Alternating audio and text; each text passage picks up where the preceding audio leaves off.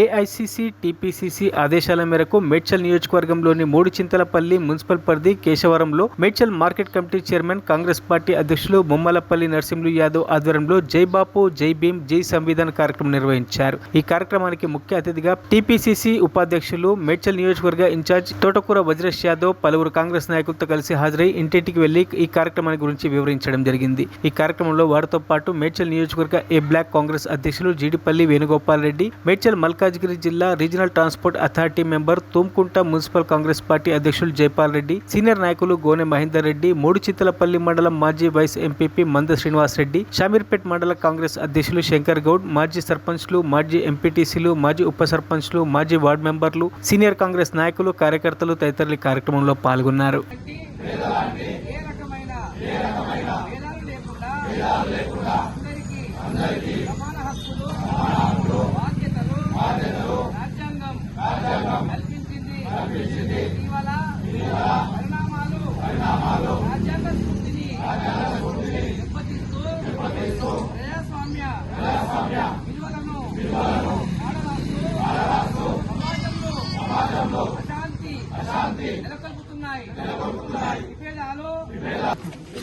మన మూడుచింతలపల్లి మున్సిపాలిటీలో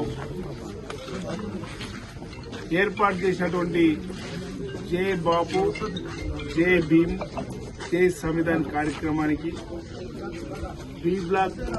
ఏ బ్లాక్ అధ్యక్షులు వేణుగోపాల్ రెడ్డి గారు, అదేవిధంగా మార్కెట్ చైర్మన్ నరసింహ యాదవ్ గారు, మహేందర్ రెడ్డి గారు, లక్ష్మారెడ్డి గారు, మిగతా వెంకటేష్ అన్న, మిగతా సోదరులందరూ, మా అమ్మలు అక్కలందరూ కూడా బ్రహ్మాండంగా చేసినాం. మా నరసింహ గారు, మిగతా అందరికి కూడా ఈరోజు ప్రభుత్వం తీసుకున్నటువంటి నిర్ణయం, గౌరవ ముఖ్యమంత్రి గారు ఏదైతే నిర్ణయం తీసుకున్నారో ఆ నిర్ణయాన్ని ప్రతి ఇంటికి తెలియజేయాలని చెప్పి ఈ పాంప్లెట్లు తీసుకుని ఉదయం 6 గంటల నుంచి ఇప్పటిదాకా ఇంటింటికి తిరుగుతూ ఉన్నాం.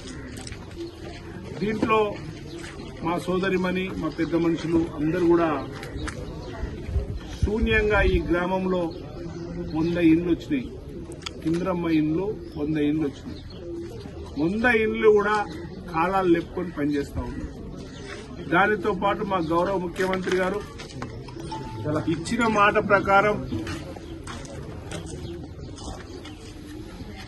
డబుల్ బెడ్రూమ్ ఇల్లు ఇయ్యగా ఆర్టీసీ ఉచితంగా బస్సు ప్రవేశపెట్టింది. మా మహిళా సోదరి వాళ్ళు అందరూ కూడా ఆర్టీసీ బస్సులో తిరుగుతూ ఉన్నారు. దానితో పాటు ఆరోగ్యశ్రీ, ఎవరైతే ఆరోగ్యం బాగలేకుండా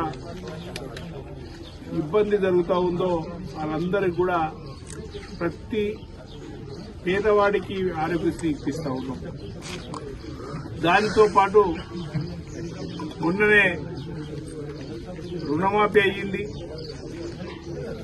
రైతు బంధు పడతా ఉంది, రేషన్ కార్డు కూడా ఇవ్వడానికి ఎవరికైతే రేషన్ కార్డులు లేవో అవి కూడా తయారు చేస్తా ఉన్నాం ప్రభుత్వం తరఫున. మరి మొన్నటి చక్కటి స్కీము, ప్రతి ఇంటికి సన్న బియ్యం కూడా సప్లై చేస్తా ఉన్నాం. మరి ఈరోజు టీఆర్ఎస్ వాళ్ళు చెప్పుకోవడానికి ఏముందో చెప్పాల్సిందిగా నేను కూడా మాజీ ముఖ్యమంత్రి గారిని ఆయన కుటుంబాన్ని అడుగుతా ఉన్నాను. ఈ గ్రామము గత 10 సంవత్సరాల కింద దత్తత తీసుకుంటూ కేసీఆర్ గారు 10 సంవత్సరాలలో ఒక్కరికి ఒక్క ఇల్లు ఇయ్యలే. 10 సంవత్సరాల్లో తీసుకున్నటువంటి నిర్ణయం ఈడ ఆయన చెప్తా ఉన్నాడు, కోతలు కోస్తా ఉన్నాడు. కాంగ్రెస్ పార్టీ ఎట్లా ఓట్లు అడుగుతుందో చెప్పమని అడుగుతా ఉంది. బరాబర్ అడుగుతాం. 15 నెలల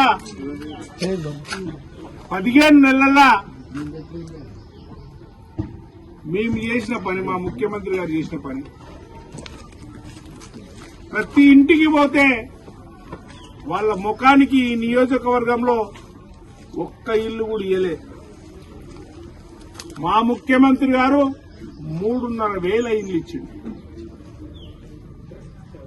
అదేవిధంగా ఏ ఊరికన్నా పోదాం మేమేం చేసినామో చెప్తాం. ఈ నియోజకవర్గానికి 1200 కోట్లతోని డెవలప్మెంట్ జరుగుతూ ఉంది. ఒక్కొక్క ఆయన అంటా ఉంటాడు ఏం చేసిండు ముఖ్యమంత్రి అని. మరి ఎవరు చేసిండ్రు? మీ తాత చేసిండా? సన్న బియ్యం ఎవరిస్తున్నారు? ఇప్పుడు మా ముఖ్యమంత్రి లేకుండా ఎవరిస్తున్నారు? మీ టీఆర్ఎస్ ముఖానికి మీరు ఇచ్చిండ్రా, లేకపోతే మీ భారతీయ జనతా పార్టీకి ఇచ్చిందా? చెప్పమని చెప్పి నేను డిమాండ్ చేస్తా ఉన్నాను. గౌరవ ముఖ్యమంత్రి గారు ఏవైతే ఎలక్షన్లు వాగ్దానం చేసిండో 22,000 కోట్లు. మరిన్ని అప్డేట్స్ కోసం మా ఛానల్ని సబ్స్క్రైబ్ చేయండి.